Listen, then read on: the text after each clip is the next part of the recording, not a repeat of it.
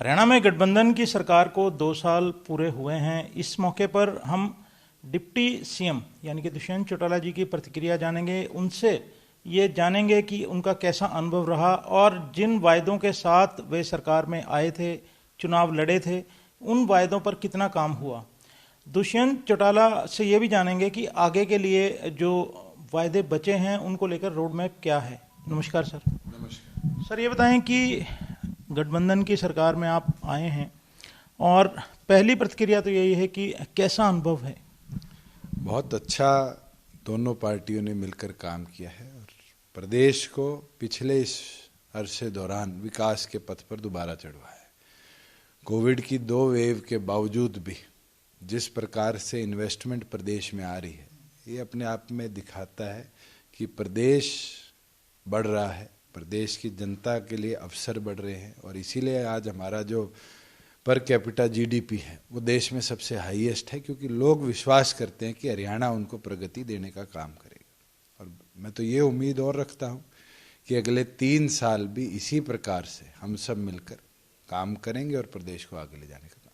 ये बताएं कि इन 2 सालों में सबसे बड़ी चुनौती राजनीतिक हो या प्रशासनिक हो सरकार के तौर पर, क्या आपको लगी कि कौन सी सबसे बड़ी चुनौती थी। मैं तो ये मानता हूँ सबसे बड़ी चुनौती तो कोविड से लड़ाई थी और बड़ी अच्छी तरीके से एक एक एम्प्लॉय ने, एक एक ऑफिसर ने और गवर्नमेंट के अंदर आज बैठे, चाहे वो विधायकगण हो या विपक्ष में बैठे विधायकगण हो, सब ने मिलकर काम किया और मिलकर एक हरियाणा बनाकर अपने प्रदेश को इस महामारी से बचाया है। वैक्सीनेशन में बहुत अच्छा काम हुआ है और मैं तो धन्यवाद करूंगा सारे पैरामेडिक, मेडिक्स, हमारे पुलिस ऑफिशियल्स का, हमारे अदर डिपार्टमेंट्स के एम्प्लॉयज़ का, जिनने दिन रात इस लड़ाई को हमारे साथ खड़े होकर लड़ा।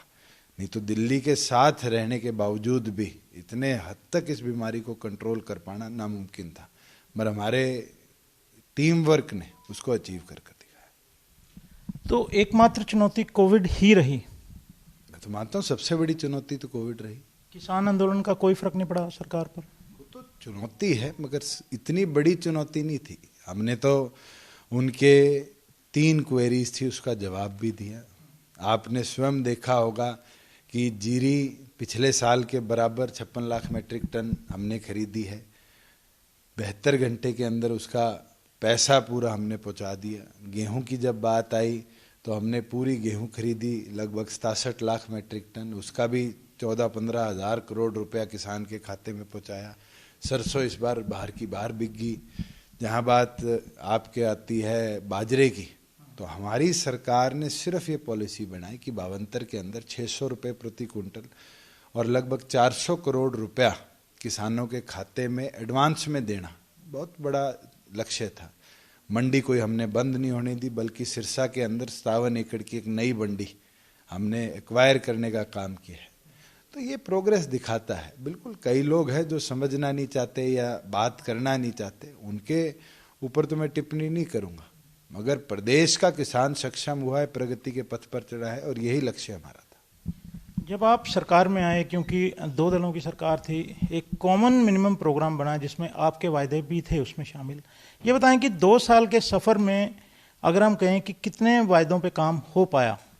मैं एक एक गिनाना तो बहुत मुश्किल है, क्योंकि लमसम कोई मोटे मोटे पार्टियों का मैनिफेस्टो आज मेरे पास नहीं है, मगर मैं ये मानता हूं कि बड़े वादे, चाहे वो 75% की बात थी, चाहे वो बीसीए महिलाओं को रिजर्वेशन पंचायती राज में देने की बात थी, चाहे वो प्रदेश के अंदर ये ठेकेदारी प्रथा कर कर बंद कर कर इसकी जगह कॉरपोरेशन बनाने की बात थी, प्रदेश के अंदर नई इन्वेस्टमेंट लाने की बात थी। दोनों पार्टियों ने मिलकर ऐतिहासिक कदम प्रदेश की प्रगति के लिए उठाए और अभी तो 2 साल पूरे हुए। तो 5 साल की स्थिर सरकार है और अगले 3 सालों के अंदर और जो पेंडेंसी है उनको भी हम पूरी तौर पर लोगों के लिए समर्पित करने का काम करेंगे।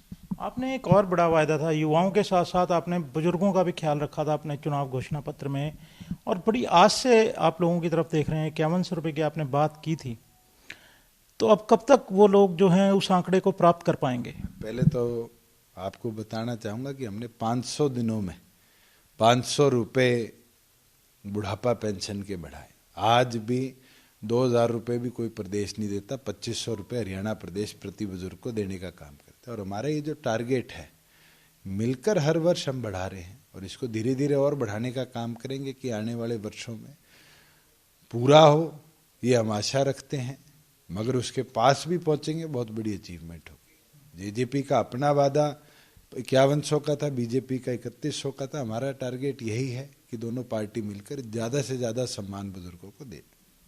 ये बताएं कि 2 साल अभी कंप्लीट हुए हैं, 3 साल और हैं, क्या रोड मैप है आगे के लिए? देखो, दोनों पार्टियां मिलकर प्रदेश के प्रति विधानसभा क्षेत्र का विकास हो, सामान्य विकास हो, डिजिटलाइजेशन के माध्यम से जो छोटी मोटे लैप्सेस थे उसको हटाया जाए, साथ में आईटी इंफ्रास्ट्रक्चर को और मजबूत किया जाए, हमारा एविएशन हब जो हिसार का है वो विकसित हो, उसके साथ साथ जो हमारे और पेंडिंग प्रोजेक्ट्स हैं उनको हम एक्सपीडिशियसली लेकर आए। इन तमाम मुद्दों के साथ हम काम कर रहे हैं। और आपने स्वयं देखा कि जब ये गवर्नमेंट बनी तो हमने डिजिटल रिकॉर्ड रूम बनाने का निर्णय लिया। लोग चैलेंज मानते थे और अगले 2 से 3 दिनों के अंदर प्रदेश को उन प्रदेश के सभी डॉक्यूमेंट्स के लिए एक डिजिटल रिकॉर्ड रूम हम समर्पित करेंगे। जब स्वामित्व की बात आई थी तो कौन कहता था लाल डोरा मुक्त कभी हो सकता है, लोग तो ये डिमांड करते थे लाल डोरा बढ़ाया जाए, पर हमने लाल डोरे से मुक्ति दिलाई और मुक्ति दिलाकर एक एक गांव की आईडी प्रॉपर्टी की हमने बनाने का काम किया। आज हमारा प्रोजेक्ट 7 और प्रदेशों में रेप्लिकेट हो रहा है। अब तो हम उससे आगे जा रहे हैं। लाल डोरा मुक्त के बाद भी जितना गांव का और रेवेन्यू रिकॉर्ड है उसको भी उस प्रॉपर्टी आईडी के साथ जोड़ेंगे कि जिसकी मलकियत जहां है वो अपने आप उसको डिजिटली पिक कर सकता है। और कल अगर उसको पूरे प्रदेश में कहीं भी सेल और परचेज करनी है तो डिजिटली उसका रिकॉर्ड वेरीफाई हो सकता है, ना कि पुराने जमाने की तरह जलसाए आम कर कर, नगाड़े बजाकर, आप लोगों में मुनियादी कर कर ये सारी चीज़ें करते थे।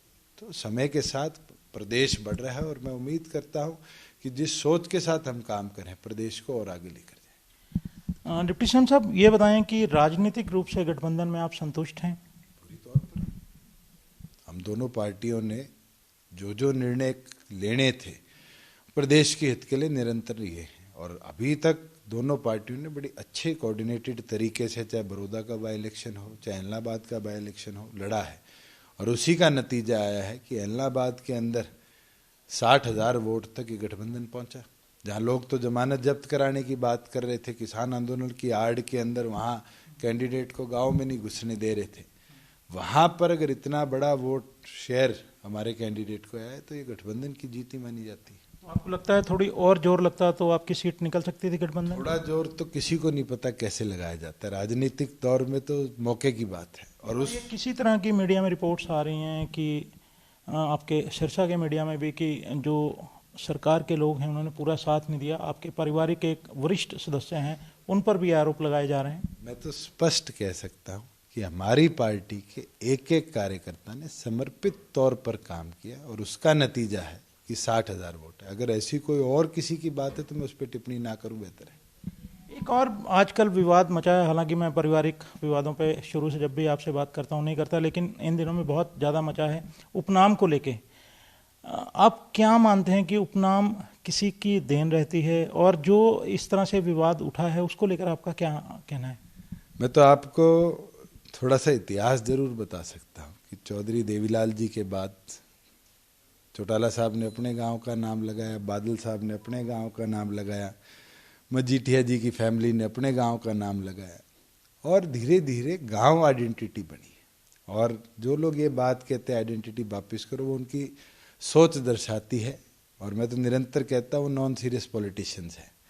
अगर उनको मुद्दा उठाना है तो प्रदेश का उठाएं, प्रदेश के विकास के लिए उठाएं, ना कि ऐसे विवाद और मुद्दे उठाने का काम करें जो उनकी सोच को दर्शा देता है। 9 दिसंबर को जजपा अपना स्थापना दिवस मना रही है। एक तो ये बताएं कि किस तरह से स्थापना दिवस मनाया जाएगा, और दूसरा ये क्या और विस्तारीकरण की बात, जिस तरह से उस दौरान पंजाब और यूपी हमारे बिल्कुल नज़दीक लगते हैं, पड़ोसी राज्य हैं, क्या ऐसी घोषणा हो सकती है कि जजपा जो है इन राज्यों में भी चुनाव में दखल करेगी? बिल्कुल होगी और बीजेपी की सेंट्रल लीडरशिप से निरंतर चर्चा इस बारे में हुई है। आने वाले समय में जो निर्णय लिया जाएगा वो तो मिलकर दोनों पार्टियां करेगी। 9 तारीख को प्रदेश के जो हमारे अब नए बने हुए 45,000 एक्टिव वर्कर्स हैं, उनको हमने निवेदन किया है कि वो पहुंचे और जोर शोर के साथ साथियों को लाने का काम करें कि पार्टी का तीसरा स्थापना दिवस को एक ऐतिहासिक स्वरूप दिया जाए। तो ये हैं डिप्टी सीएम दुष्यंत चौटाला, जिन्होंने साफ तौर पर कहा कि अभी 3 साल और बाकी हैं, जितने वायदे किए उन पर उन्होंने अच्छे ढंग से काम किया है और रोड मैप के जरिए उन्होंने बताया कि आने वाले सालों में भी काम किया जाएगा और उनके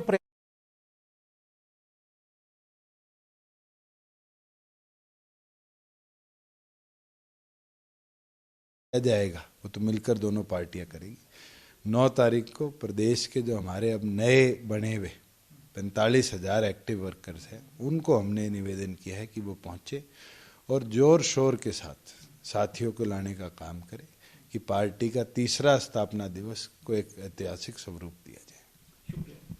तो ये हैं डिप्टी सीएम दुष्यंत चौटाला, जिन्होंने साफ तौर पर कहा कि अभी 3 साल और बाकी हैं, जितने वायदे किए उन पर उन्होंने अच्छे ढंग से काम किया है और रोड मैप के जरिए उन्होंने बताया कि आने वाले सालों में भी काम किया जाएगा और उनके प्रयास रहेगा कि जो चुनावी घोषणा पत्र था, आप जानते हैं गठबंधन की सरकार है, कॉमन मिनिमम प्रोग्राम बना है, तो उस पर पूरी तरह से इस पर काम होगा। एएनबी न्यूज़ के लिए चंडीगढ़ से कैमरामैन रिजवान के साथ राकेश गुप्ता।